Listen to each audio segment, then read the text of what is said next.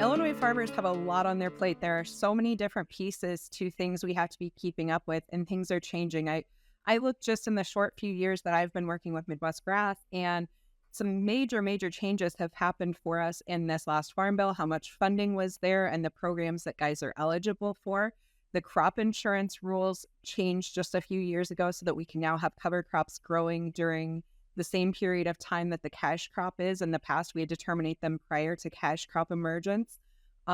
Drone technology has continued to change and evolve, giving us another tool in the toolbox to get stuff established even quicker. So lots and lots of moving parts on the cover crop side that guys are having to pay attention to. Where are some of the best resources or places they can go to help them navigate when they're in these different challenging situations?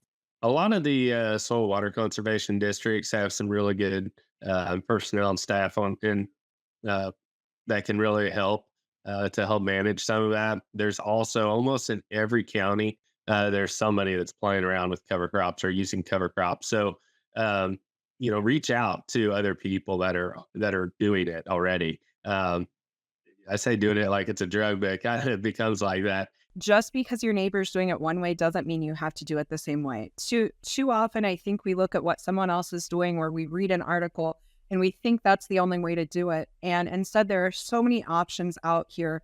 And I really encourage everyone to take the time and find that advisor or that neighbor or friend with experience and talk to them one-on-one. Cover crops don't work the same for everybody because everybody has different soil types, different goals, different equipment. So making sure that you develop a plan that is tailored to you is probably my biggest takeaway to make sure that you have success. Some of the top challenges actually start in the fall time when you start thinking about seeding a cover crop and thinking about the rates of application and how that cover crop is going to be seeded, which then falls into also what residual herbicides are potentially used during that growing season that could maybe inhibit some of the growth on some of those cover crops. But also then going into that following spring of how are we going to manage that cover crop? Are we going to burn it down early? Are we going to plant into a green? Are we going to roll and crimp? Just there's all kinds of different management plays there. And then also things that are completely out of our control is Mother Nature. And I think the last 2 years has really kind of humbled a lot of us on either being a really dry spring or really wet spring. So both of them have their unique challenges. What are the things they should ask or think about if they're looking at a cover crop? Things around what might be a simple species to try.